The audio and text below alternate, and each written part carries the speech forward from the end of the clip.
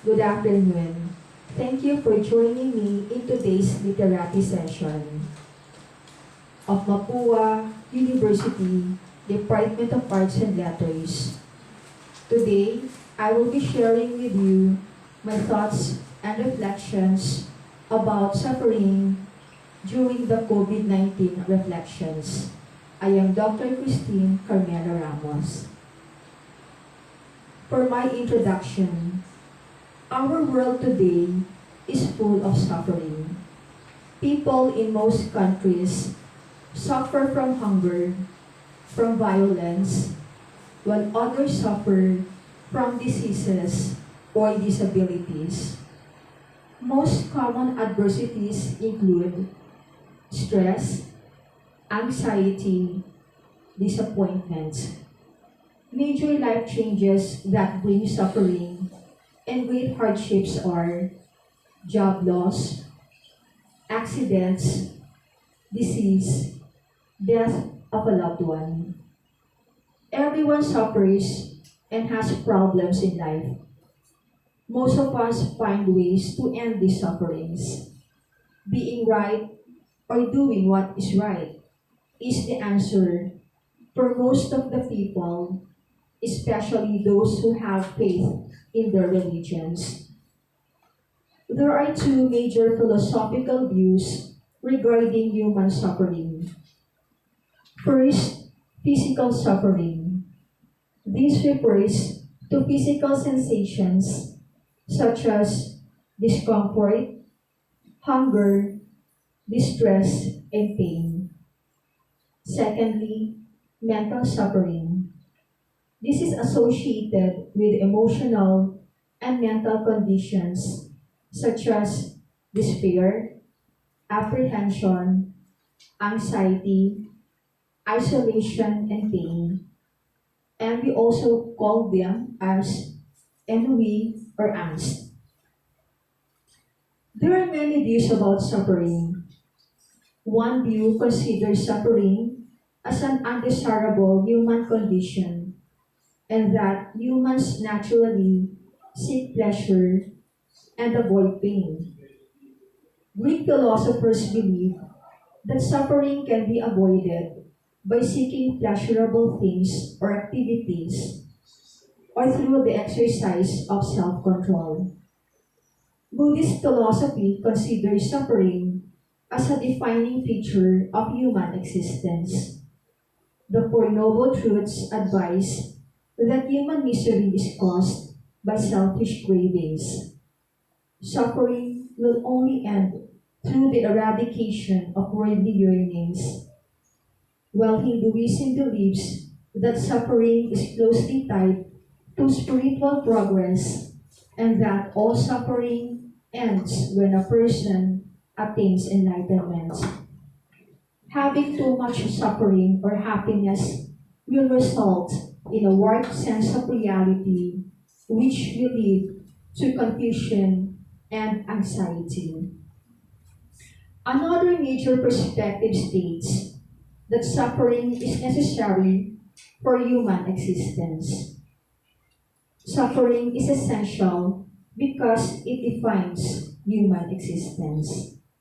Without it, humanity is unable to grow and improve, and his or her positive experiences and my life may lose meaning and significance. How do we deal with our adversities? There are ways of coping that range from positive processes such as anticipating and preparing for stress, seeking support from other people, implementing stress management through physical activity, relaxation, constructive emotional release, and humor. And somehow, when I do attend masses and I hear homilies of priests that are positive and give humor to their sermons, of course, that is one way of relieving our tension during this time of the pandemic.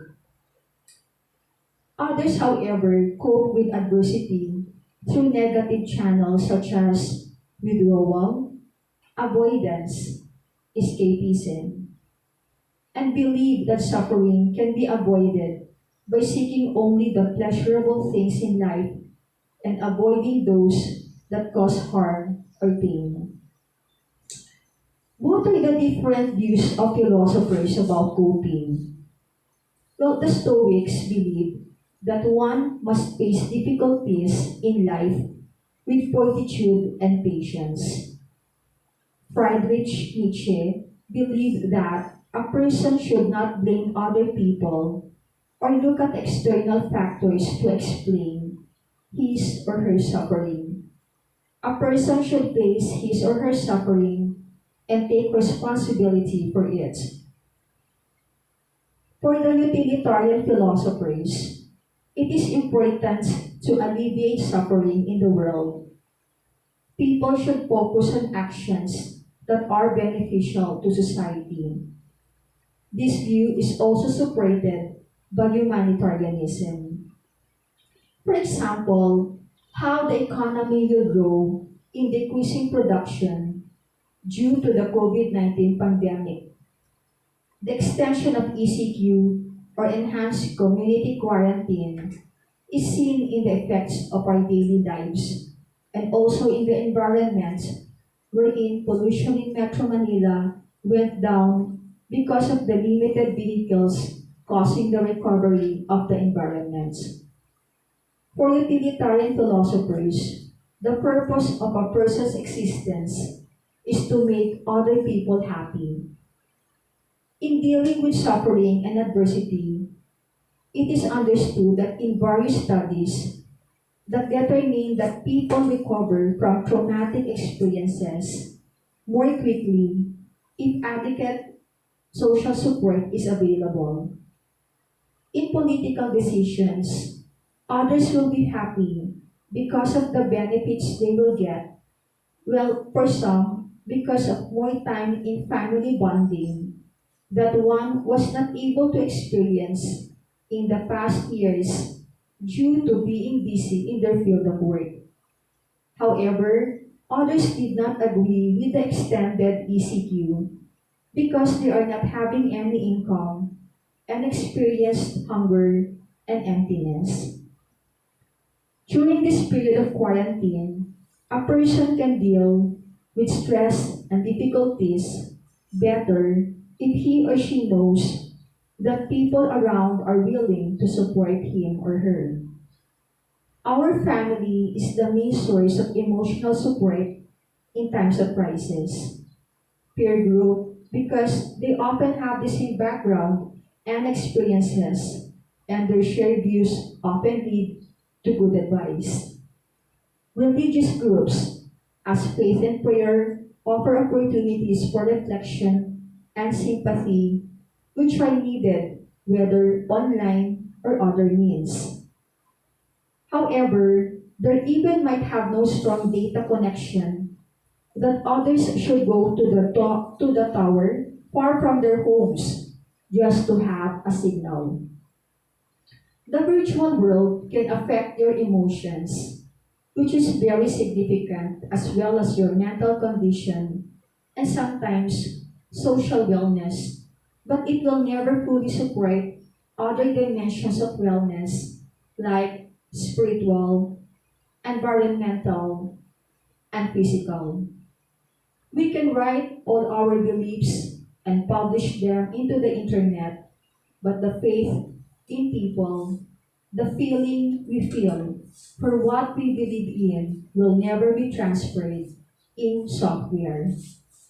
As technologies continue to develop very fast and produce different types of computer and applications as alternatives due to online activities, this will may tend to derive happiness in people, but I don't think it would make people become contented and satisfied.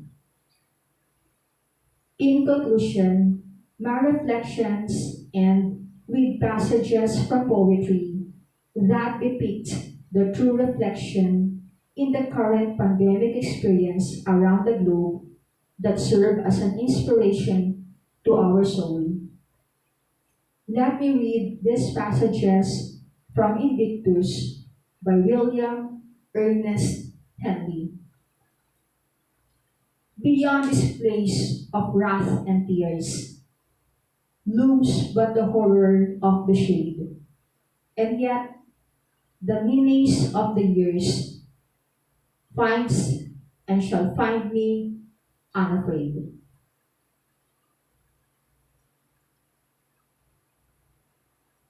Thank you very much, and again, good afternoon.